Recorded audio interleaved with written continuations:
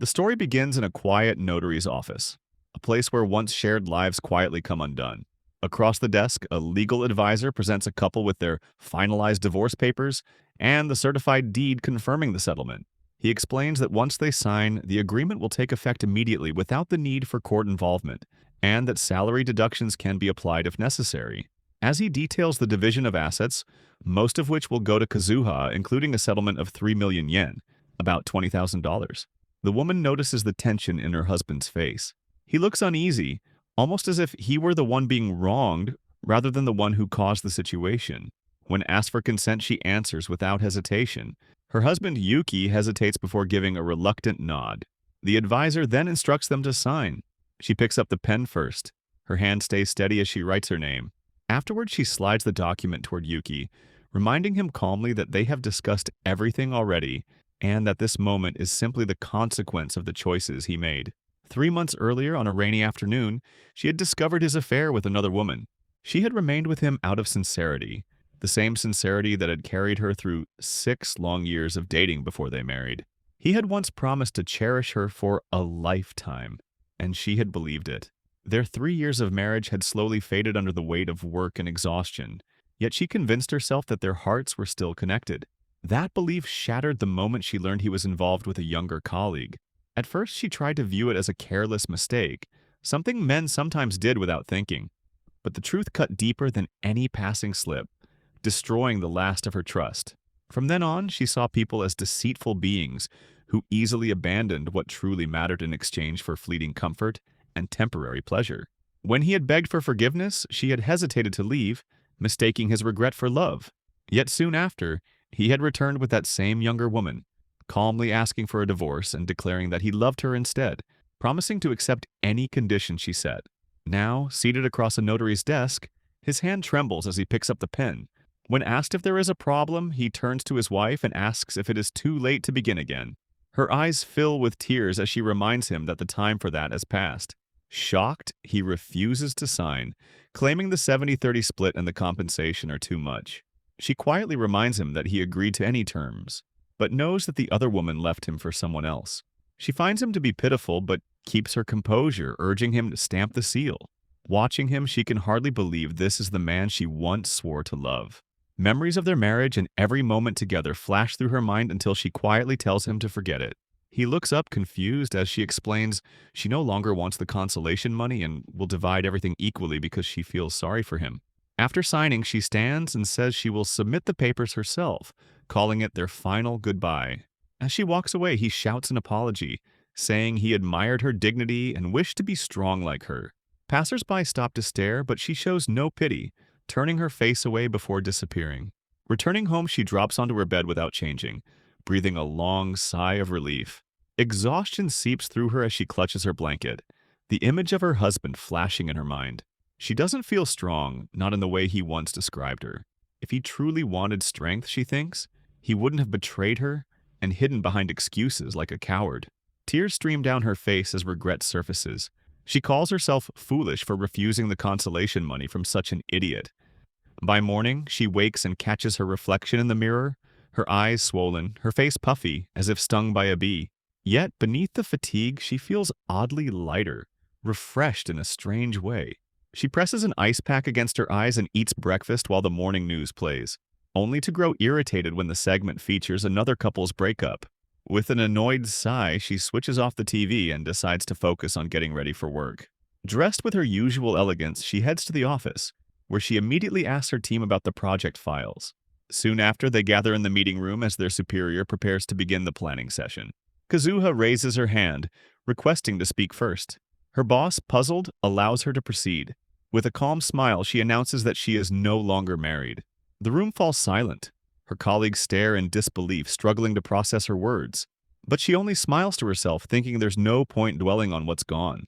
Now, free again, she decides to embrace life as a single 35-year-old woman, a second chance she intends to make the most of. Zeal is a women's fashion magazine specializing in casual streetwear with a circulation of 150,000 copies per issue. Its edgy aesthetic captures the youthful energy, earning it a reputation as a fashion bible for stylish women in their teens and 20s. Behind every issue is a dedicated production team, each member pitching ideas at the monthly planning meeting, where only those approved by the editor make it into print. For the team, these meetings feel like a battleground. After working in the department for 13 years, one of the senior editors, Ono Kazuha, surprises everyone by announcing her divorce at the start of the meeting. She believes it is better to be upfront from the beginning. It makes things less awkward later. Just as the room settles, a coworker rushes in, apologizing for the interruption, and introduces a recruit.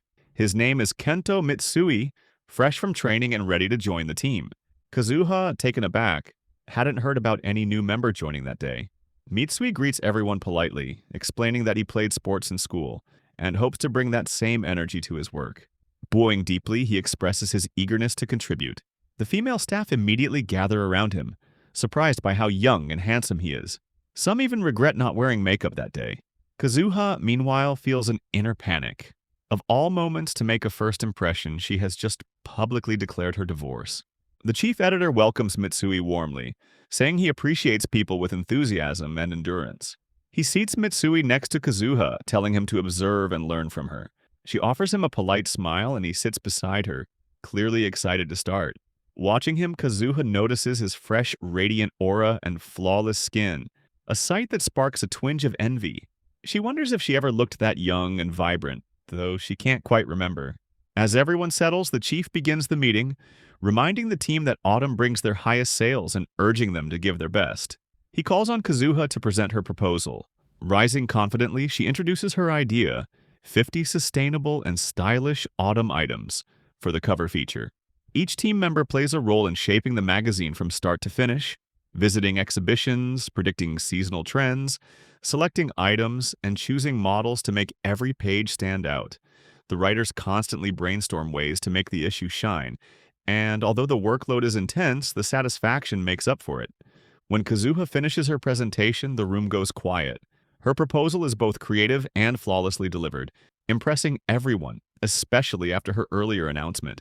Even Mitsui watches her with quiet admiration, his curiosity about her growing.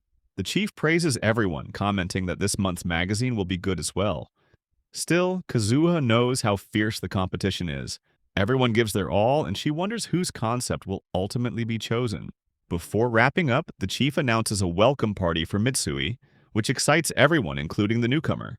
Then he tells Kazuha he wants her to mentor Mitsui for now, adding that the extra work might do her good.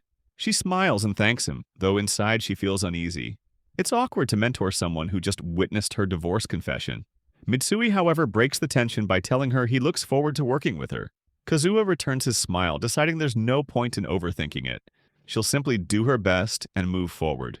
At the party, Mitsui once again finds himself surrounded by curious women, eager to pry into his love life. From across the table, Kazuha notices the tension in his expression and tries to ease the mood by asking why he chose their department. He admits he originally wanted to work with comic books, which amuses the others, who joke that he doesn't look like the fashion-conscious type. Soon, another coworker shifts the conversation to a different magazine, drawing the group's attention and giving Mitsui a moment to breathe, much to Kazuha's quiet relief. A woman with wavy hair approaches Kazuha and asks if she has seen Patrick's new boot line, urging her to visit the event before it ends. Intrigued, Kazuha decides she'll check it out in the morning. As she sets down her glass, her gaze lands on a nervous newcomer sitting nearby. Noticing his discomfort, she tries to include him in the conversation, but her attempt backfires when the other women immediately swarm him with teasing questions, only increasing his anxiety. His heartbeat quickens under their attention until Kazuha steps in, stopping them before they overwhelm him further. In the uneasy silence that follows, the flustered newcomer blurts out a question about her divorce, shocking everyone, including himself. He quickly apologizes while others scold him for his rudeness, then glance toward Kazuha for her response. Calmly, she reveals that her husband had an affair, and though she tried to save their marriage, he chose the other woman. When that relationship fell apart, he wanted to return, but she refused to be humiliated again. Despite her age, she decided she'd rather live alone than be miserable. Her coworkers praise her strength, and one even bursts into tears, calling her story too cruel. Amused yet touched, Kazuha tells them to move on, reminding everyone that it's a welcome party, not a pity session. One woman offers to cover her bill, but Kazuha politely declines, insisting she's fine. Across the table, Mitsui watches her quietly, his expression unreadable as the room slowly settles back into light conversation. Kazuha glances at her watch in the subway, realizing she's running a little late. Her chief's words echo in her mind. She's supposed to take the newcomer to the exhibition. Though it's part of her role as his mentor, she still feels uneasy about it. Stepping out of the station, she recalls how much she revealed about her divorce the previous night, and cringes at the thought that he might have been staring at her afterward. The idea that he could pity her makes her anxious about the day ahead. Just as she reaches the exit, Mitsui greets her with an unexpectedly loud, "Good morning," startling her. She laughs it off, telling him he scared her, and he quickly apologizes. When she notes that he's early, he explains that it's rude to keep a senior waiting. She smiles, asking if that discipline comes from sports, and he modestly replies that it's simply proper manners. Deciding to move on, she suggests they start walking. As they make their way to the venue, Kazuha convinces herself she's overthinking, though she still struggles with what to say. There's a clear age gap, and he seems tense and reserved. Mitsui is also unsure of her interests. She finally asks whether he believes he can adapt to the editorial department. After a brief hesitation, he answers that he'll do his best. The conversation fades again into silence, and Kazuha feels the awkwardness settle in. Mentoring Sumire had been easier. They could always chat about clothes. But with this new guy who shows little enthusiasm for fashion, keeping the talk going feels impossible. When they arrive at the exhibition center, she notes that it includes menswear and considers recommending some items to him. Yet his stiff posture and anxious face make it clear he's uncomfortable. Sensing his nerves, Kazuha quickly reassures him there's no reason to be so tense, and he apologizes once more. The fashion exhibition buzzes with energy as brands present their newest collections to industry professionals. For fashion writers like Kazuha, it is a treasure chest of inspiration, each booth offering fresh insight into upcoming styles, fabrics, and color palettes. The team studies what each brand highlights, examining textures, designs, and overall themes to anticipate future trends. They attend nearly 60 exhibitions each month, observing industry shifts while enjoying the perk of pre-ordering items at a 20 to 50% discount before they reach stores. After finishing her own shopping, Kazuha feels satisfied, but notices the newcomer glancing around uncertainly. Deciding to help, she looks over his outfit. His clothes fit well, but the overall style feels too casual and lacking personality. What he needs, she thinks, is something more polished. Browsing the racks, she finds a sleek coat and calls his name, holding it out with confidence that it will suit him. Startled, Mitsui blushes and hesitates, admitting it is a bit embarrassing, but he accepts the coat and says he will try it on since she picked it out for him.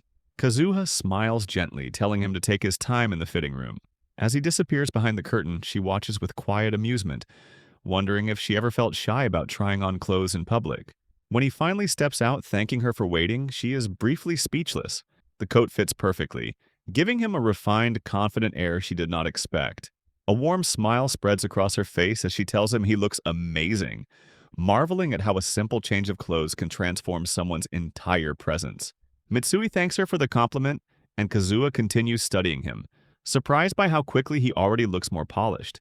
As a fashion writer, she cannot help wanting to style him even more. His awkwardness is oddly endearing, almost bringing out her nurturing side. Curious to see him in other outfits, she suggests visiting more shops, since this exhibition focuses only on winter wear. Mitsui immediately waves his hands, insisting there is no need. He rarely buys clothes and does not have much money. Kazuha laughs it off and tells him not to worry. She can lend him some or even treat it as a welcoming gift. Reluctantly, he agrees, and she leads him to another booth, scanning the racks until she finds an outfit that feels right. Handing it to him, she encourages him to try it on. He complies, slipping in and out of several outfits. Each time he emerges, she nods in approval before passing him the next one. After 4 or 5 changes, he admits he feels uncomfortable and unlike himself, his cheeks growing pink with embarrassment. Kazuha only smiles and reassures him that he looks fantastic. What surprises her most is realizing how much potential he has, yet something still feels incomplete. Then an idea clicks. Without much warning, she takes him straight to a salon, where he soon finds himself seated in a stylist chair. Kazuha explains that it's the place she usually visits for her own hair, and that today, her job is to turn him into a stylish man. When he panics about skipping work, she laughs, saying this is part of their work. His confusion deepens when she adds that nearly 80% of a person's impression depends on their hairstyle, a fact that leaves him wide-eyed. Curious, she asks where he usually gets his haircut, and after a brief hesitation, he admits that he does it himself. Her jaw nearly drops as she scolds him, insisting he should never do that again, and that it's a shame to neglect such a crucial detail when he could look so much better. As the stylist arrives, Kazuha excuses herself, saying she'll work at the cafe outside while waiting. When she asks how long it'll take, the stylist estimates at least 3 hours to color and perm his hair. Kazuha introduces them to each other and heads out, leaving Mitsui sitting nervously as the stylist tilts his head back, asking if he's ready for his transformation. His heart races while Kazuha, sipping coffee nearby, checks the time. 2 hours left. Excited, she wonders how different he'll look afterward, and even considers browsing a few more shops to pick out clothes for herself. The thought of seeing his complete transformation fills her with an unexpected spark of anticipation. Standing outside the salon, Kazuha nervously glances at the pile of shopping bags in her hands. She tells herself Mitsui should be done any minute now, but the thought only makes her panic more. Looking at the number of outfits she bought, she can't help but feel she went completely overboard. The more she thinks about it, the more she feels embarrassed, convinced she's no better than her overly enthusiastic office colleagues. To make matters worse, she even bought him extra clothes afterward, and now the realization hits her. She might actually seem creepy. Just then, the door swings open and Mitsui steps outside. Kazuha freezes the moment she sees him, her breath catching in surprise. The stylist follows behind, smiling and telling her she's arrived at the perfect time. Apparently, Mitsui refused to wait inside because he wanted to greet her at the entrance. With a proud smile, the stylist ruffles his hair slightly, explaining that she gave him a low-maintenance layered cut with soft curls to frame his face, along with a subtle dye to make him look trendier. Mitsui blushes and looks at Ono-san, shyly asking what she thinks of his transformation. For a moment, she's speechless, struggling to find words. Then, almost impulsively, she rushes toward him, holding out the shopping bags and urging him to try everything on. Laughing off his hesitation, she insists that he shouldn't worry. It's all on her. A short while later, the two walk down the street together, both carrying drinks and chatting lightly. Kazuha feels a quiet pride swelling in her chest as she watches him stride beside her, confident, stylish, and turning heads wherever they go. Still, she notices he keeps his eyes on the ground, unaware of how good he actually looks. When Mitsui finally thanks her for everything, she jolts, quickly telling him there's no need to mention it and apologizing if she was too forceful. He shakes his head, assuring her it wasn't like that at all. Relieved, she laughs softly, admitting that she might have let the fashion writer in her get a little carried away, but she truly enjoyed helping him transform. When he modestly replies that he was only speaking his mind, she smiles warmly, calling him a genuinely kind person. His words about becoming a new person echo in her head, and suddenly, an idea sparks. Her eyes light up as she turns to him with excitement, thanking him for the inspiration. She's just thought of a great concept for the magazine. Energized, she mentions that they can keep working together to create something amazing. Mitsui nods with a small smile, thanking her in return for the encouragement. When Mitsui walks into the office, the women are left stunned. They can't even recognize the quiet newcomer anymore. His transformation is so striking that he immediately becomes the center of attention, surrounded by curious coworkers. From her desk, Kazuha watches the scene unfold, half amused and half nervous.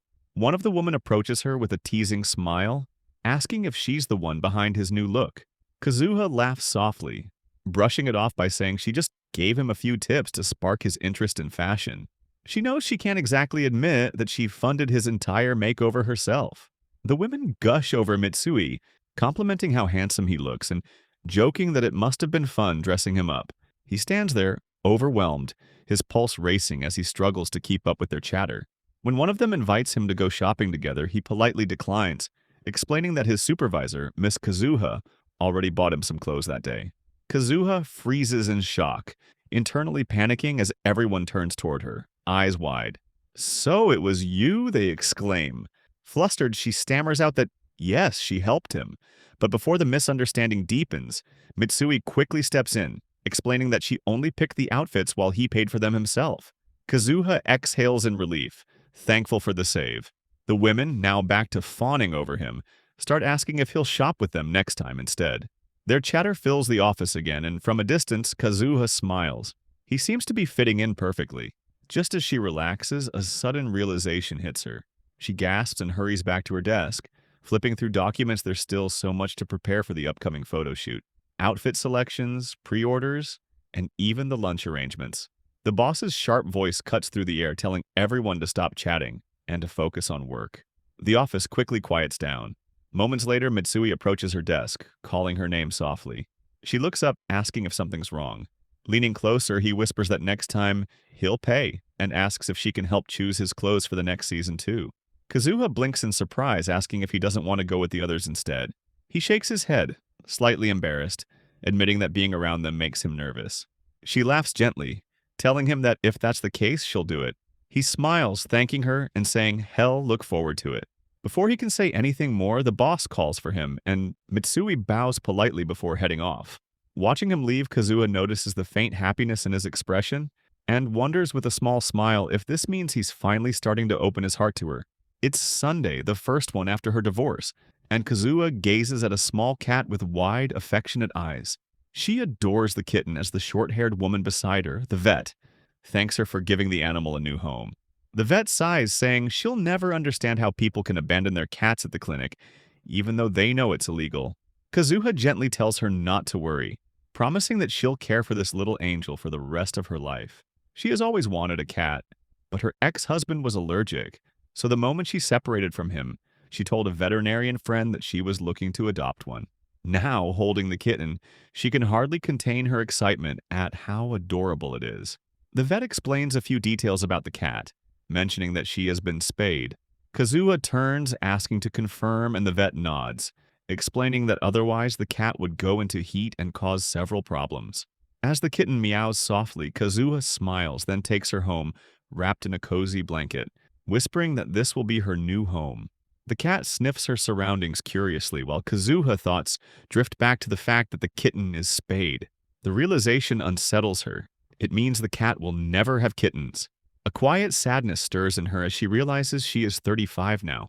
She remembers how she and her ex-husband once tried to have a child but never succeeded, and how her growing workload eventually pushed the idea of motherhood aside. Now, her biological clock feels louder than ever, reminding her that if she truly wants a child, she'll have to fall in love again, build a relationship, and marry. She lets out a faint smile, her eyes distant, realizing she doesn't know if she can do all of that before it's too late, or if she might never have children at all. A cat rubs affectionately against her leg, and she looks down, realizing there's no point dwelling on her worries. She has decided to embrace life as a single woman, so she begins chatting softly with the kitten. Suddenly, the doorbell rings. Startled, she walks to the door, unsure who could be visiting. When she looks through the peephole, her heart skips. Her mother is standing outside, shouting for her to open up and demanding to know if the rumors about her divorce are true. Later, after feeding the cat, Kazuha sits with her mother at the table. The woman sobs uncontrollably while Kazuha apologizes for not telling her in person, begging her to stop crying. But her mother continues, scolding her for ending the marriage after such a grand wedding and asking what she is supposed to tell the neighbors. Kazuha sighs and tries to stay calm, reminding her that times have changed and divorce is no longer something shameful. Her mother stiffens in disbelief, staring at her in silence. Kazuha forces herself not to argue, knowing it will only make things worse. Instead, she lets tears form, using her own emotion to soften the moment. She tells her mother she has already suffered enough humiliation, that her husband betrayed her, and that it hurt deeply. Her mother, however, brushes aside her pain, insisting she should have forgiven him if it was only a brief affair. Kazuha wipes her tears, staring down before saying that she doesn't want to revisit the past. It's behind her now and she's moved on. She's happy being single, even adopting a cat for companionship. But her mother frowns, saying that if she has time to raise a kitten, she should spend that energy finding another man and getting remarried. Kazuha's patience finally snaps. Anger burns through her calm as she rises and tells her mother sharply that her personal life is none of her concern. Her mother insists that it is her business, accusing her of being reckless and unreasonable. Raising her voice, she reminds Kazuha that she is already 35 and demands to know whether she plans on having children at all. Kazuha snaps back, repeating that it is none of her concern, she retorts, calling her mother ideas outdated and that she doesn't need children to feel fulfilled. Her mother's patience crumbles. She scolds Kazuha for being childish and warns her that if she never has kids, there will be no one to care for her in old age and no one to carry on her legacy. The words hit a nerve. Kazuha rises from her chair, fury flashing across her face, and demands to know if her mother raised her only to become someone's caretaker. Her mother yells back that it isn't like that, but Kazuha slams her hand on the table, trembling with anger. She says that just because her mother chose one way of living doesn't mean she has to follow it. She tells her to stop forcing her values on her and orders her to leave the house. Stunned by her daughter's tone, the lady softens and instead urges Kazuha to come back home. She promises to help her find a stable job and even a new husband, insisting that a woman shouldn't be working full-time in Tokyo anyway. She adds that it's no surprise her husband grew distant. Her mom blames herself, muttering that she must have failed somewhere in raising her. Kazuha, her voice shaking, asks whether her mother ever worked full-time herself. Her mother proudly says she didn't, claiming that true happiness for a woman lies in supporting her husband, raising children, and protecting her home. Kazuha's composure cracks. Tears blur her vision as she asks if that kind of life, serving a man who doesn't appreciate anything and ends up cheating, is what her mother truly calls happiness. Shock crosses the older woman's face, and before Kazuha can say another word, her mother slaps her hard across the cheek. The mother freezes, stunned by her own action of striking her daughter. Kazuha lowers her gaze and quietly tells her to leave. Without a word, the woman storms out, the sound of the door slamming echoing through the room. Kazuha sinks into her seat, remembering the day she caught her father with another woman. At that time, she couldn't understand her mother's pain, but that expression still stays vivid in her mind like it happened yesterday. The next day, she sits alone at her desk, staring blankly at her notes. She sighs, realizing she still hasn't apologized to her mother, and the longer she waits, the harder it becomes. Lost in thought, she doesn't notice someone calling her until a louder voice snaps her back. Startled, she turns around and apologizes, confused. The guy looks at her curiously and asks if something happened. She frowns, unsure what he means, until he points out that her notebook is upside down. Embarrassed, she fixes it and mutters under her breath, wondering what she's even doing. He gives a small, gentle smile, saying he might not be much help, but she can talk to him if she ever needs to. His concern catches her off guard, though she quickly brushes it off. There's no way she can open up about her family to a 22-year-old. Just then, her stomach growls, breaking the silence. She turns away, embarrassed, before suggesting they grab lunch together. Later, as they eat, she watches him enjoy his food, feeling a bit lighter inside. Midway through, he points to his outfit with a grin, asking how it looks. It's one from the clothes she picked out for him. Kazuha compliments him, saying even his accessories look great. Mitsui lights up, relieved to hear it, admitting he was worried he might look strange.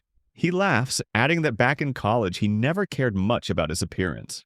Her eyes widened in surprise. She can't believe he not only cut his own hair, but even attended classes in sweatpants.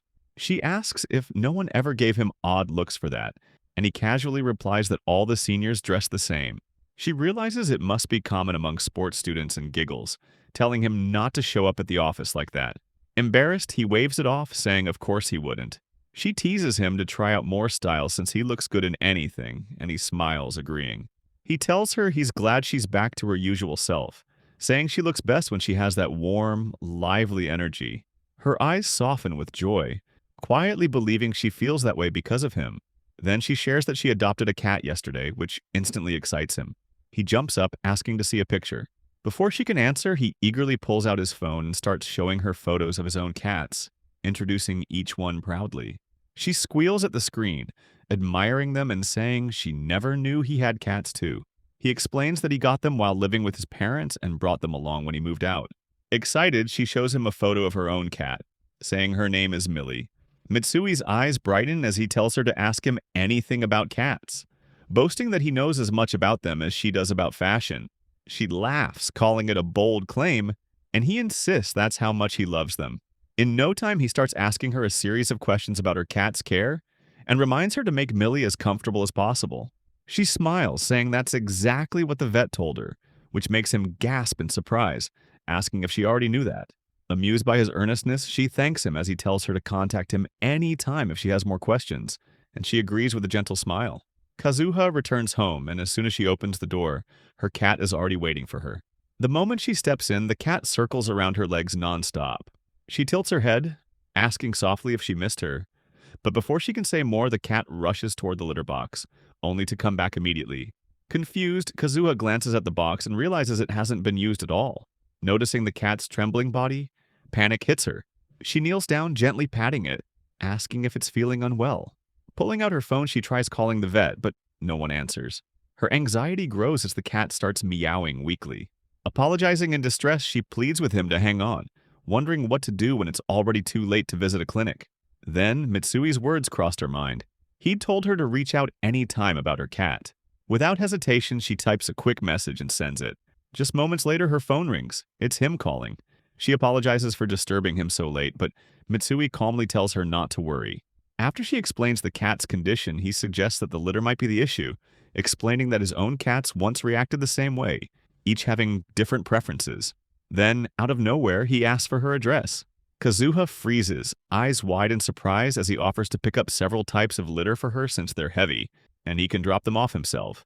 Though she knows she can't lift them alone, she still hesitates at the idea of a young man coming over. But as she glances at her trembling cat, her hesitation fades. She finally agrees and sends him her address, only then realizing that Mitsui is actually on his way to her home. Kazuha rushes around the house, frantically vacuuming every corner. She knows her cat is unwell, yet her mind keeps drifting to the fact that a man is coming over. It feels wrong letting someone in, especially when she's just been through a divorce. Still, it's beyond her control. She didn't invite him on purpose, and besides, he's 13 years younger, so there's no reason to panic. Telling herself to calm down, she focuses on cleaning. A short while later, Mitsui stands outside her door, holding a bag and saying he brought the cat litter. She opens the door, thanking him for coming, but he waves it off with a smile, saying she doesn't need to thank him since he still owes her for all the clothes she picked out for him. Suddenly, they hear the cat crying from inside, and Mitsui quickly asks her to show him where the litter box is. She agrees and leads him to it, watching as he inspects the box and confirms she was right about the issue. Kazuha's heart pounds as she anxiously asks if her cat will be all right. Mitsui reassures her that she will. Cats can be extremely particular about their litter. He replaces it with a new one, and almost instantly the cat rushes over, sniffs it, and begins to settle down. Both of them let out a breath of relief, watching as the cat starts playing again. Kazuha smiles and thanks him sincerely, saying he's been a huge help, then offers him some tea. Mitsui accepts, sitting awkwardly at the table. She notices his flushed face and asks if he's okay. He fidgets slightly before admitting this is actually the first time he's ever visited a woman's home, which leaves her surprised. She teases him, asking if that's really true since he once mentioned having a girlfriend. He nods with a shy laugh, explaining they only dated for a short while and never visited each other's homes. And in the end, she broke up with him because he was always busy with his bike. Hearing that, Kazuha feels a little sorry for him, but then an unexpected thought hits her, making her blush. The idea that he's never actually been with anyone. She quickly looks away, pretending to stay calm, then thanks him again, saying he can contact her anytime if he needs help, though she jokes that her advice might not be very reliable since she's divorced. Mitsui glances at her, then looks down, hesitating before asking if he can ask her something personal. She gives a small smile, telling him he can ask anything he wants. After a short silence, he quietly says he wants to know more about her. Kazuha freezes, staring at him in confusion, unsure if he means her as a person, or if he wants to know about her past and the reason behind her divorce. Kazuha looks at him, unsure of what he means. They've only known each other for a week, so it seems impossible that he could already like her. Trying to steady herself, she clears her throat and wonders if his words mean he has feelings for her. His face flushes red as he struggles to explain himself, but his nervousness only confirms her suspicion. When he finally admits that he often finds his eyes drawn to her, she freezes in disbelief. The thought of someone so much younger having feelings for her makes her heart race, though she tries to deny it. She tells herself not to misread the situation or take advantage of his innocence. Fighting her confusion, she steps toward him, placing a hand on his shoulder as she urges him to step back and think clearly. She reminds him of their age gap and her divorce, believing that someone like him should find a different path. But his steady, sincere expression leaves her speechless. She feels her resolve waver, asking him to stop tempting her emotions. Though she appreciates his youthful passion, she warns him to slow down. When she wonders what first drew him in, his gaze softens, and he recalls seeing her during the meeting where she announced her divorce. He understood that it must have been painful, yet he admired her strength. He believes that anyone can smile when happy, but smiling through sorrow takes courage. And that resolve is what made his feelings grow. Startled, Kazuha meets his earnest gaze, unable to respond as the weight of his sincerity leaves her still and silent. Mitsui asks Kazuha if she feels indifferent toward him, making her look confused as she lowers her gaze, unsure how to respond. When he softly calls her name again, she gathers herself and explains that she's flattered by his feelings and she thinks he's a genuinely kind person. But as she already mentioned, they don't seem like a suitable match. She believes his interest comes from inexperience, and once he meets more women, he will eventually understand the kind of love that truly connects people. She adds that he shouldn't fall for an older woman like her, as it will only confuse his emotions. They remain silent for a few seconds before he nods slightly, agreeing with her words. After apologizing, he stands to leave, saying he should head home. Kazuha stops him before he steps out, thanking him sincerely for making her feel happy after such a long time. He smiles faintly and thanks her for the tea, but she brushes it off, saying it wasn't anything special. Watching him walk away, she realizes he's still like a newly hatched chick, drawn by curiosity and emotion rather than experience. Standing near the doorway, she thanks him once more for helping with the cat. He turns back at the gate, eyes glistening, and with quiet resolve says he won't give up. Her eyes widen in surprise as her heartbeat quickens, wondering what he truly means by that. He doesn't answer further, simply wishing her good night before disappearing down the street. Left standing there, she feels strangely restless, unable to calm the rhythm of her heart. The next afternoon, Kazuha sits with her older sister Ayaka, who feels bad for changing their lunch plan into an afternoon tea. Kazuha reassures her gently that it's fine, reminding her that she was the one who arranged it first anyway. Ayaka smiles, calling her too generous, and mentions that her son is doing well with her mother-in-law, who's been taking care of him lately. Curious, she asks if Kazuha has any work after their meeting, and she nods, saying she has something to finish. Ayaka frowns in mild surprise, admitting it's unusual for her sister to call first, and wonders aloud if it's because of her recent argument with her mother, but Kazuha only smiles faintly, avoiding the subject, as she stirs her tea slowly in thought. Kazuha admits that it's true, but says there's something more important she wants to discuss. After recounting the entire conversation from the previous night, she waits quietly for her sister's reaction. Ayaka leans her head on her hand, feeling a bit overwhelmed, and tells her to slow down. After gathering her thoughts, she finally asks if Kazuha really wants advice on how to make that young man fall for someone else. When Kazuha nods, Ayaka's face twists in disbelief. She calls her a complete idiot and snaps that she should just date him instead. According to her, there's nothing better for Kazuha right now than trying something new. Kazuha looks confused, saying it isn't that simple. She can't imagine her future with him and reminds her sister about the large age gap between them. Ayaka crosses her arms and asks if her hesitation is because their mother keeps insisting she remarry. Kazuha hesitates before admitting that it might be one of the reasons. Ayaka sighs, sharing her own experience with her husband. She explains that their mother probably told Kazuha to hurry up and remarry, but no one can guarantee that marriage brings happiness. Even so, she advises her twin to think carefully about it. Ayaka adds that she loves her son deeply and knows how complicated life can become. Wrapping up her thoughts, she tells Kazuha to stop overthinking, relax, and enjoy her present life a little more. Then, with a teasing smile, she mentions that since they are identical twins, they could use that to their advantage.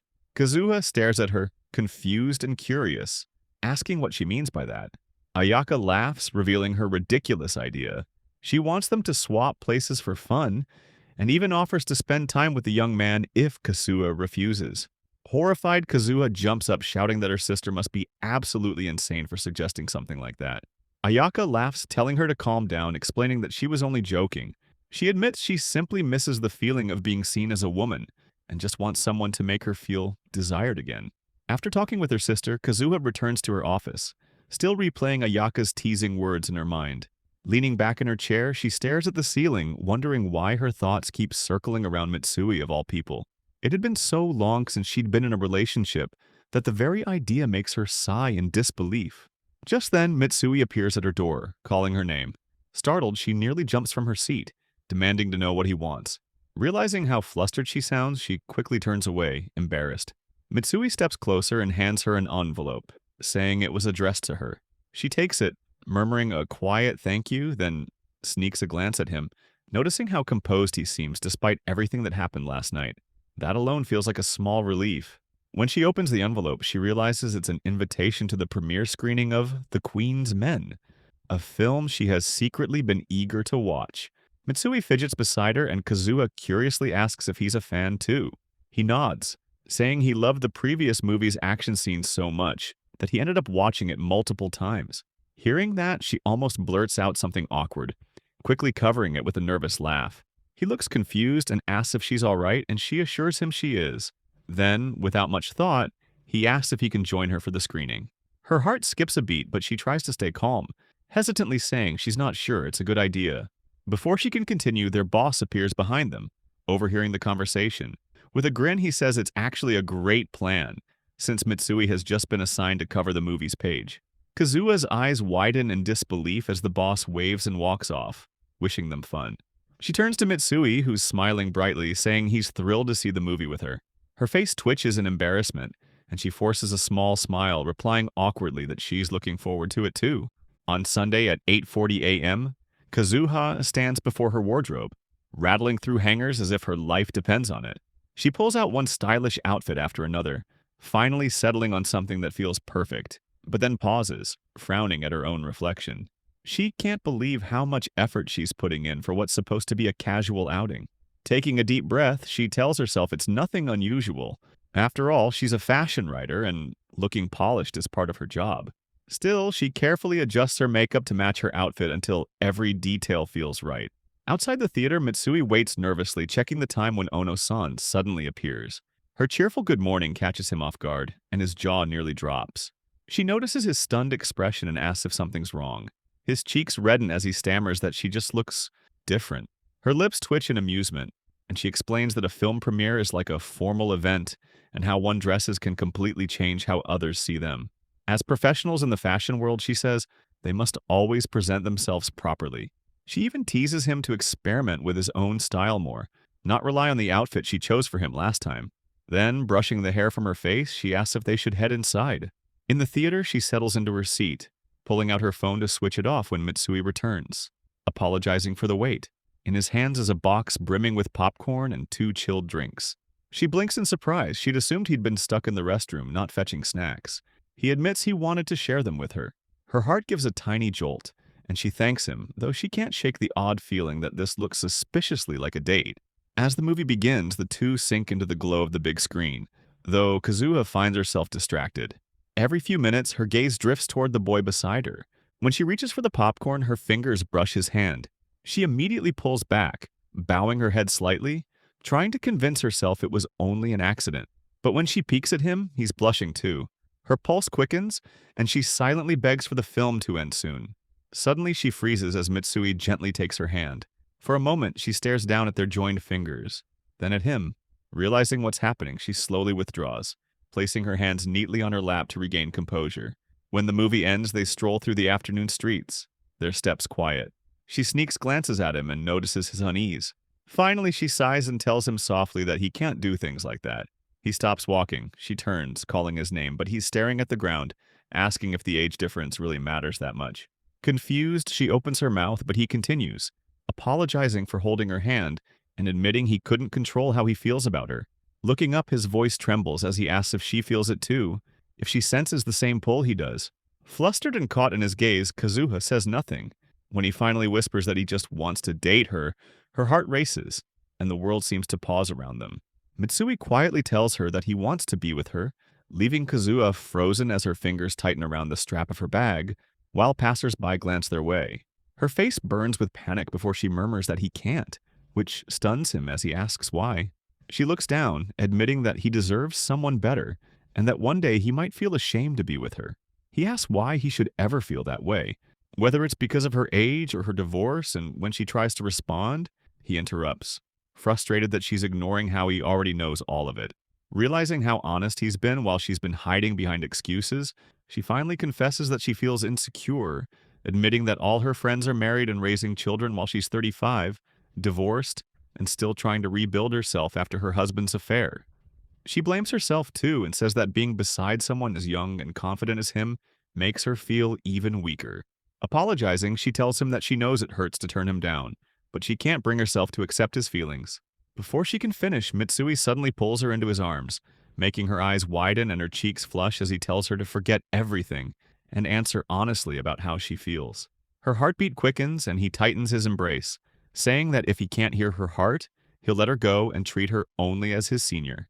Her pulse pounds so loudly he can almost hear it, and when she finally admits that her heart is racing, he eases his hold, asking what she means. Looking down, she says she doesn't have the courage to be with him and that she's not young anymore, worried she'd only burden him. But he smiles, saying he wouldn't have chased her if he wasn't serious about wanting a future together. Holding her hand gently, he promises that one day he'll become strong and confident enough to make her fall for him completely and forget every doubt and pain before softly asking her to be his girlfriend.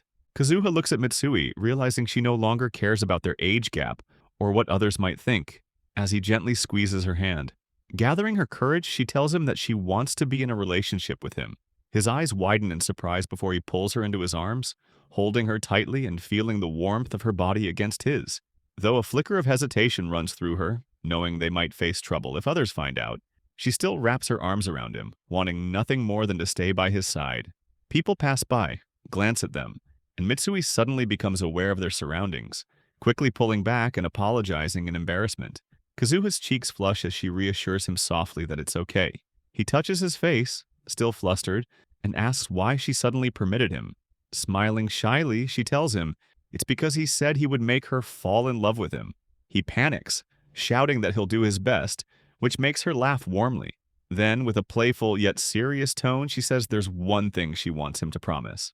His heartbeat quickens, uncertain of what she'll say next, until she admits that she wants to keep their relationship private at the office to avoid gossip. She gently grabs his arm, looking up at him and asking if he understands. He smiles and nods, telling her that he does. Back home, Kazuha cuddles her cat, whispering that she now has a boyfriend, leaving even the cat staring in disbelief. Laughing nervously, she hugs it tighter, rubbing her cheek against its fur and asking what she should do. The cat only meows back before her phone buzzes with a message from Mitsui, telling her he'll love and treasure her forever. Her face burns in embarrassment. He's so young, yet so earnest. But when she looks up at the ceiling, memories of her ex-husband saying the same words flood back, making her chest tighten. She shakes her head, muttering that Mitsui isn't like him, though a small part of her still worries whether he really understood her. If he acts the same way at work, she might have to talk to him seriously. The next morning at the office, Mitsui greets her casually with a good morning, and she nearly jumps out of her seat. When he asks her a normal work question about Photoshop, she forces a smile, replying calmly while watching him walk away. She expected him to be flustered or overly sweet, but instead, he's acting mature, almost too composed.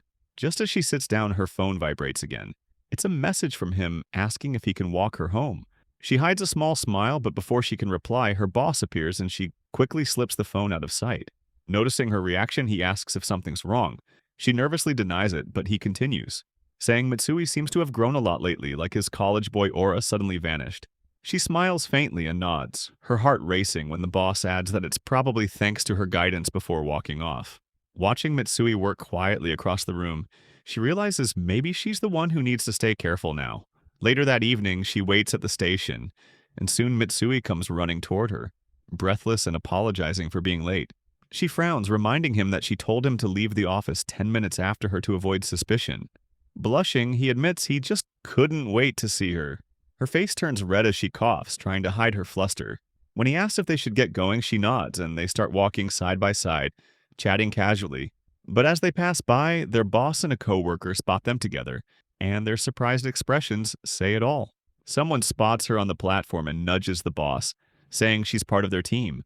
The boss nods in agreement, but beside him, a young actor named Hayami smirks, teasing that it almost looks like they've caught her sneaking around with a younger boyfriend.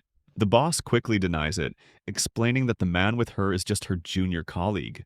Hayami raises an eyebrow and takes a sip of his tea, pointing out that she wasn't wearing her wedding ring this time.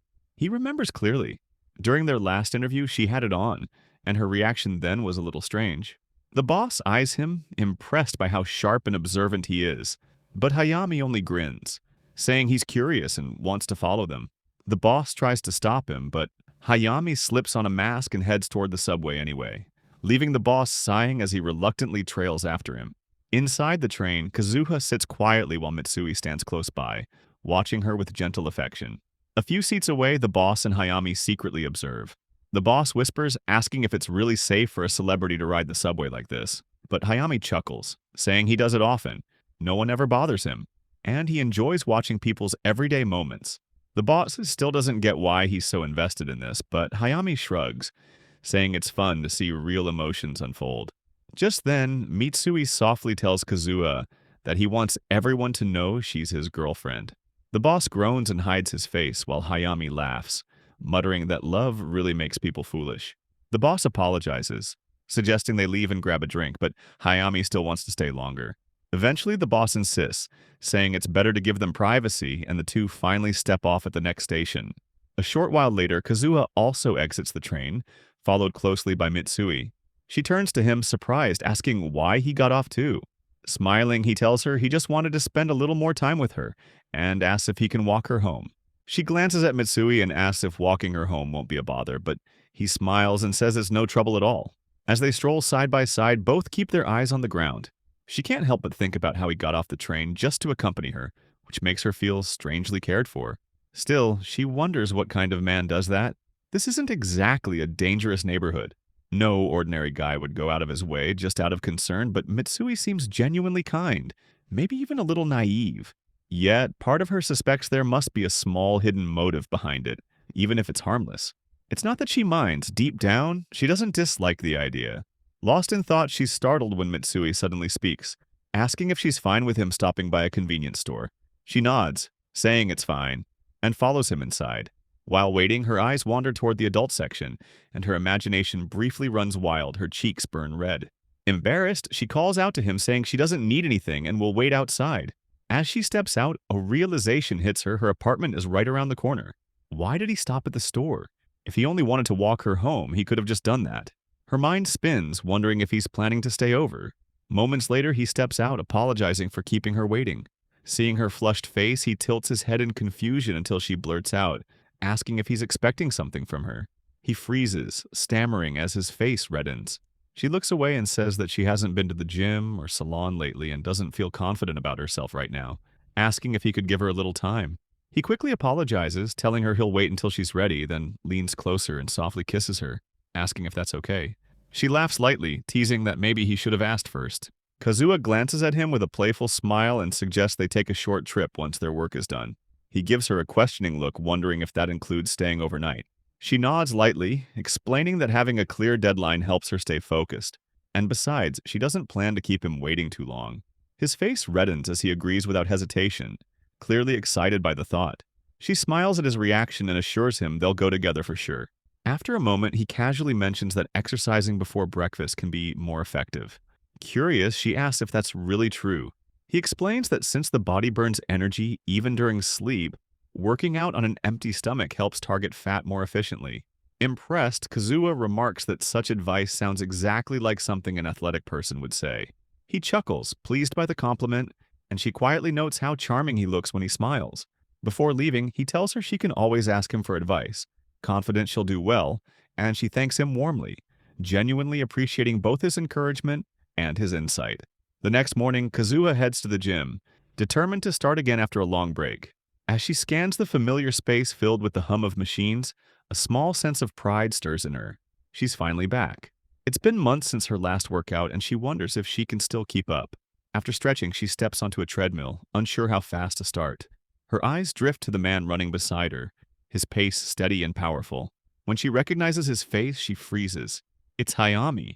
He notices her immediately, stops the treadmill, and removes his earbuds with a faint smile, admitting he didn't expect to see her there.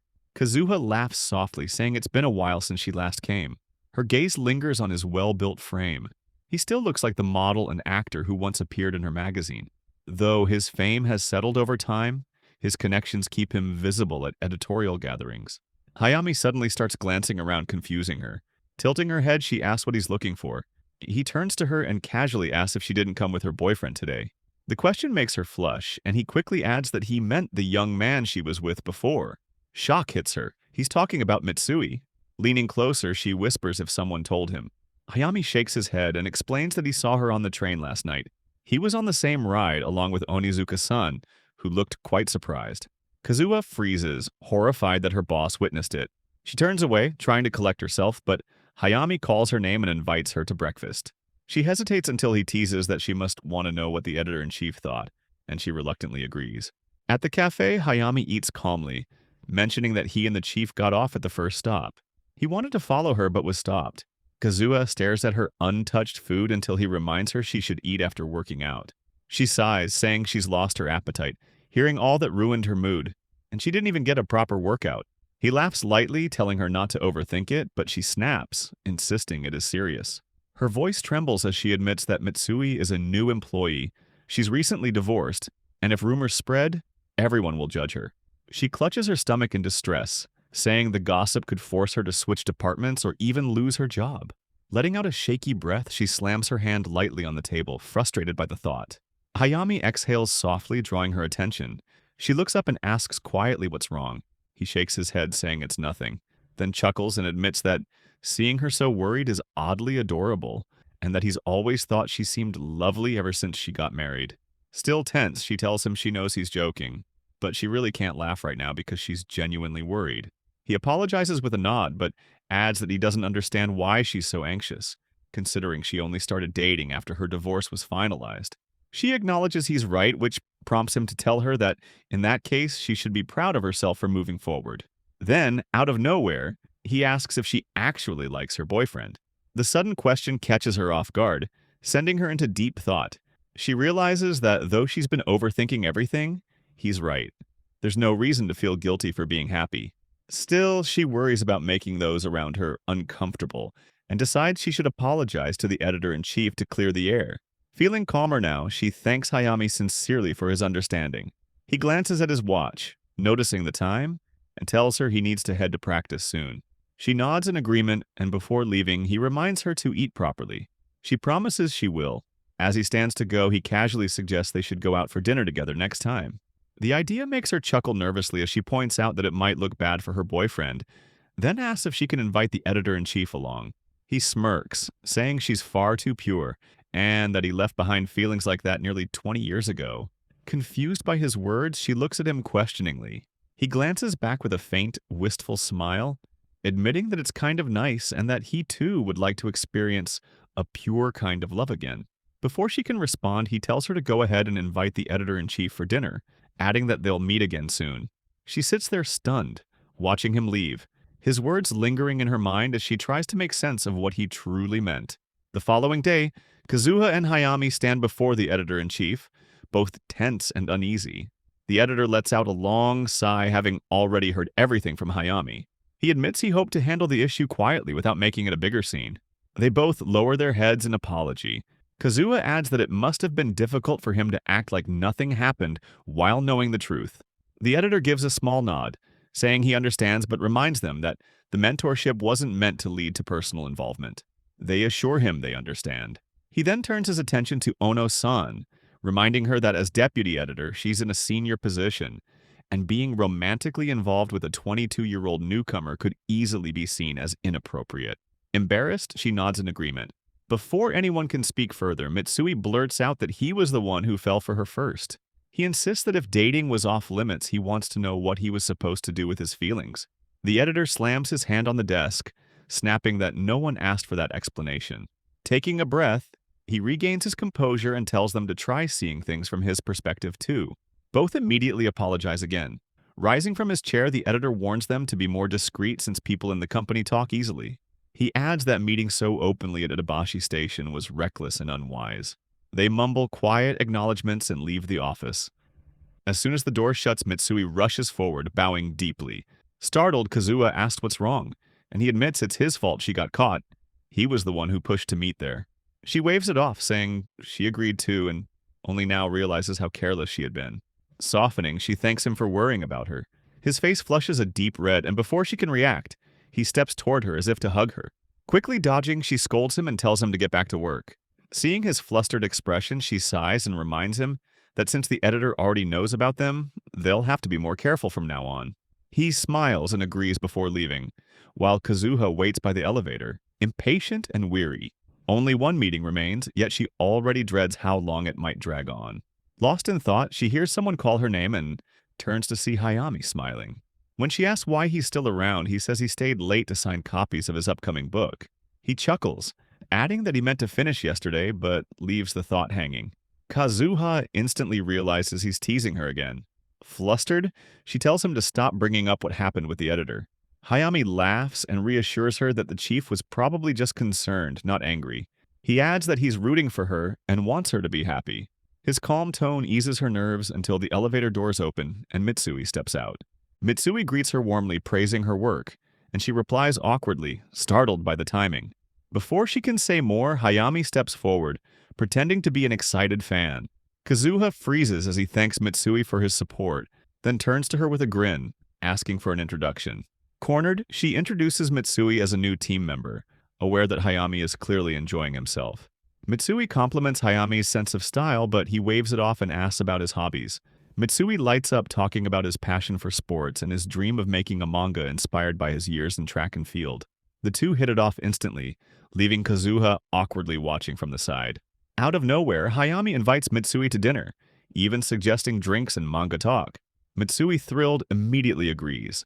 Remembering Hayami's teasing from before, Kazuha jumps in, saying she'll come too, though she groans about her next meeting. Mitsui laughs, saying he has one as well. She glares at Hayami, asking if this is really part of his plan. He calmly tells her to join later, saying he and Mitsui need to talk first. She hesitates, uneasy, wondering what exactly he intends to discuss. After finishing her meeting, Kazuha hurries to the hotel, realizing it dragged on much longer than planned. Panic sets in as she silently hopes nothing has gone wrong. Inside, a waiter gestures toward the private room. Just as she reaches the door, she hears Hayami's voice through it, saying that she is truly impressive and that many of his friends once wanted to date her.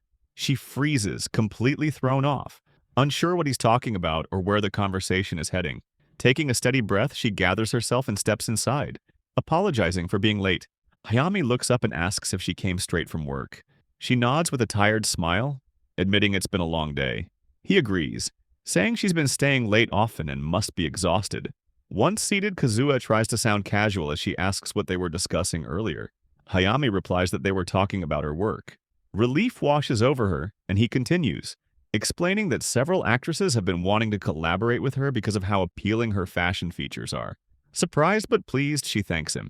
Mitsui chimes in, calling her incredible, and she smiles softly at his words. A few moments later, Mitsui excuses himself to use the restroom, leaving Ono-san and Hayami alone. The silence stretches until Hayami finally speaks, saying he's realized Mitsui is actually a good person. Kazuha nods, agreeing that his sincerity caught her off guard too.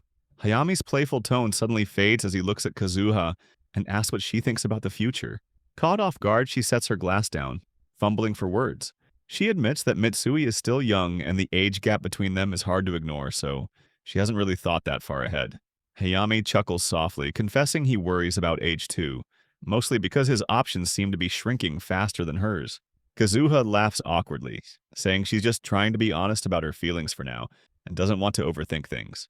Leaning back, Hayami smirks and tells her he admires that about her, that she's so composed and grounded, even though he's the older one. She waves him off, flustered, but he keeps going, teasing that her maturity only makes her more interesting.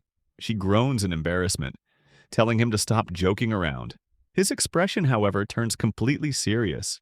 He says he's not trying to interfere with her relationship. He just wants her to remember him, too. Kazuha freezes, eyes wide, blurting out that it's absolutely impossible. Before she can recover, Mitsui walks back in, completely oblivious to the tension.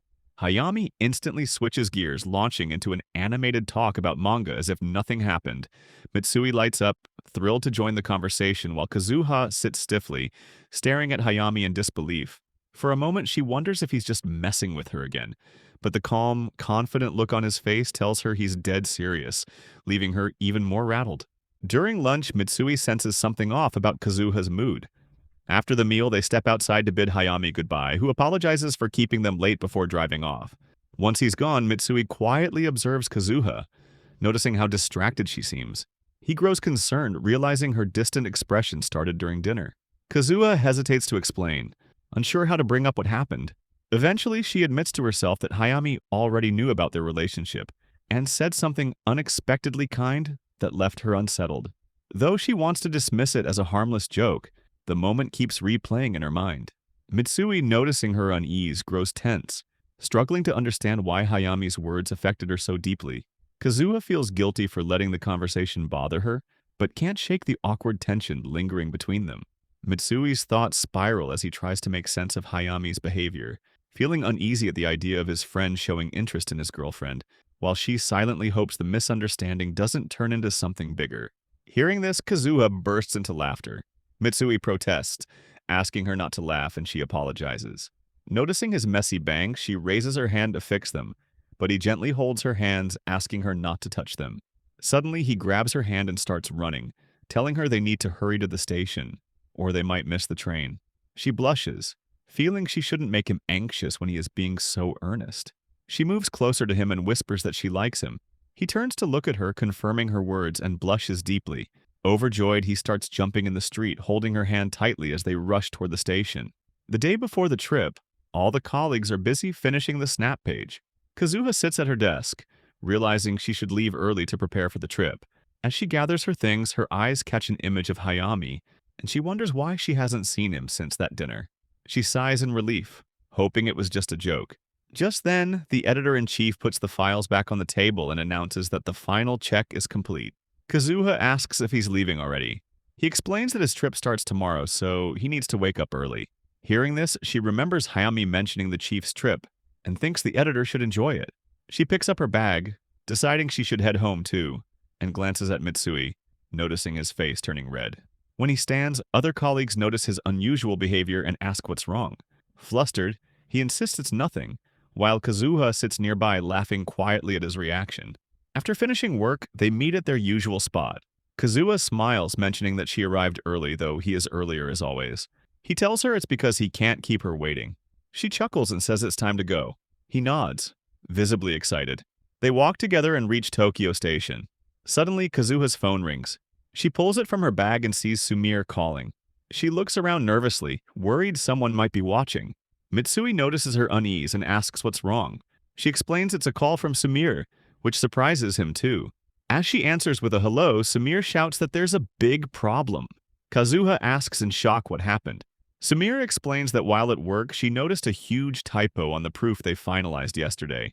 Since it involves a celebrity, it's a major issue. Kazuha yells, insisting she must be joking, but Sumire insists she isn't. She even tried contacting the editor-in-chief but couldn't reach him. Kazuha freezes, realizing he's on an overseas trip. Sumire urges her to return to the office immediately, warning that if they don't fix it quickly, the issue will delay publication. Kazuha tries to calm the caller, asking her to wait and contact the printing company to stop the process. She turns to Mitsui, noticing the hesitation on his face, but he reassures her that they'll go back together. His determination surprises her, and she quickly objects, saying that returning together on their day off would expose their relationship. Mitsui lowers his head, accepting her reasoning with visible disappointment. Seeing his reaction, Kazuha feels guilty. She also wanted to enjoy the trip, but the situation leaves her no choice. He clears his throat and tells her to focus on work instead. She looks at him, unsure, then admits she feels bad leaving him alone at the cafe and insists he should go ahead and relax. Mitsui looks confused until she explains that she still wants to go with him, but if he leaves first, she can finish faster. He finally agrees, telling her he'll wait and asking her to promise she'll come. She smiles and promises before watching him board the train. As it departs, she turns back toward the office, ready to fix things. Looking at the magazine proofs, she realizes the release date is printed wrong. Her coworker points out more issues and mentions Hayami's company demanded additional comments. Sumire sighs, calling it typical behavior from a major agency. Refusing to waste time, Kazuha slams the table and decides to contact the agency directly, asking them to hold the printing slot. They agree to redo everything within 2 hours. Both women throw themselves into work and manage to finish just in time. When Kazuha finally leaves, it's already 10:10 p.m. The last train departs at 10:40, and she knows it takes 20 minutes by car to reach Tokyo Station. She rushes to find a ride, but no taxis show up. Frustrated, she clenches her fists, scanning the street, until a car suddenly stops beside her. It's Hayami. She hesitates for a moment, then asks him for a lift to Tokyo Station. Inside the car, she quickly explains what happened and asks if they can make it on time. As traffic slows to a crawl, her hope fades. She silently apologizes to Mitsui, realizing she may not keep her word. Hayami notices her tense expression and asks where she's headed.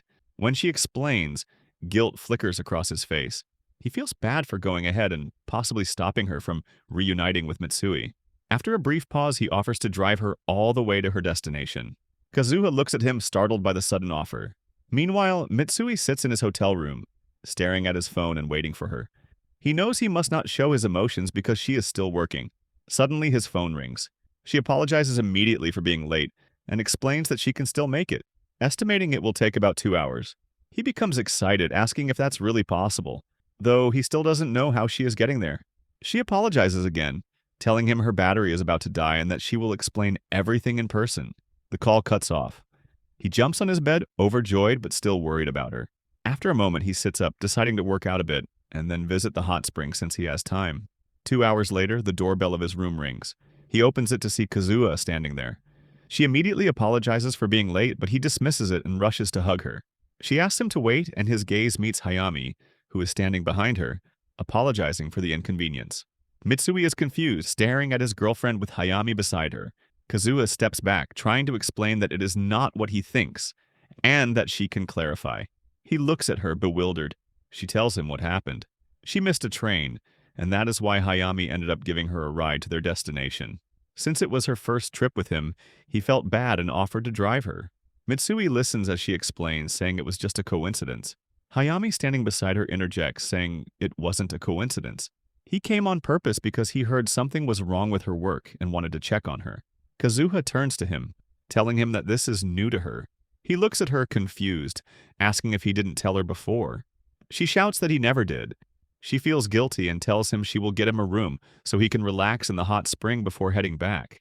He smiles, saying that since he is here, he will accept her offer.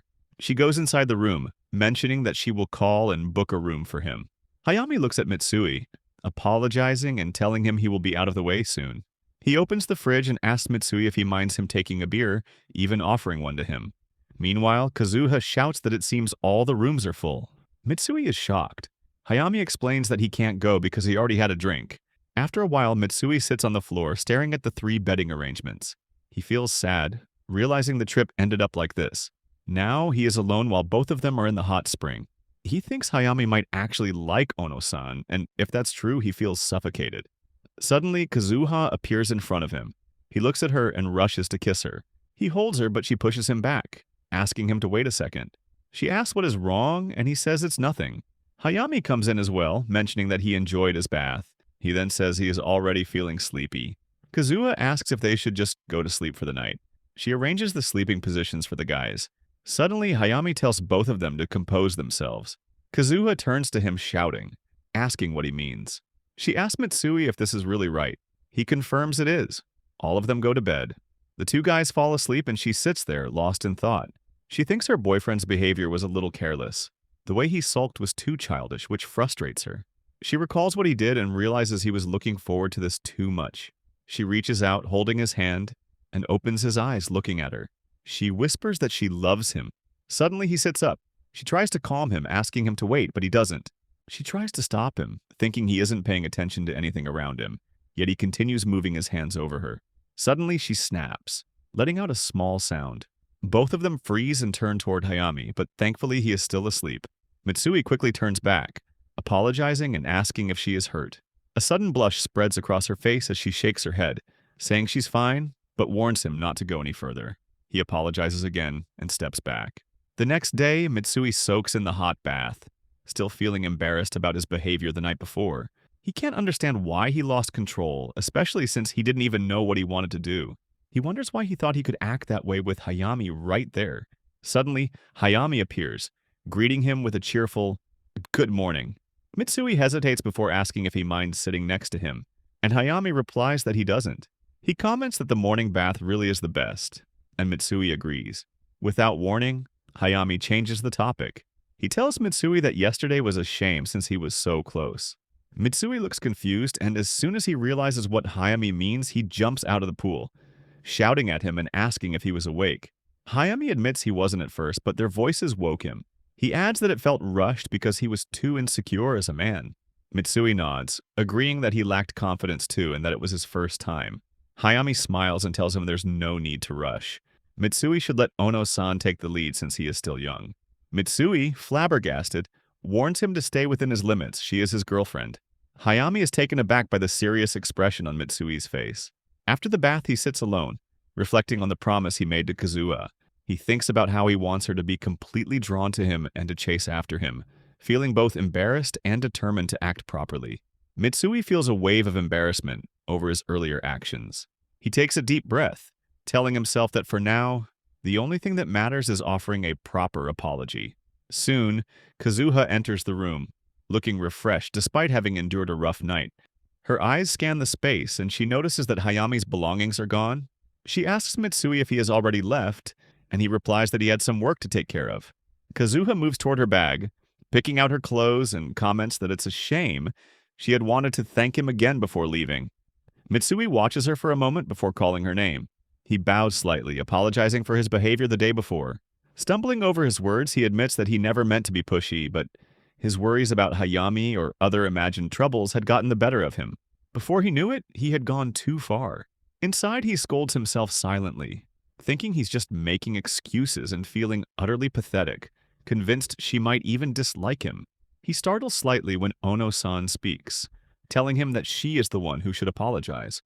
She reassures him that there was no need to rush, that she isn't going anywhere. Her voice trembles as she admits that it had been a new experience after a long time, which made her nervous, and that's why she wanted to spend time alone with him, fully focused on each other. Mitsui apologizes again, his shame weighing on him, until she suddenly wraps him in a hug, telling him not to worry because she had felt the same way. He hugs her back, relief washing over him, until she pulls back slightly and mentions that checkout is at 11 o'clock. Mitsui blinks in confusion and she teases him lightly, asking if he wants to handle it now. Here I am, know it's been a while.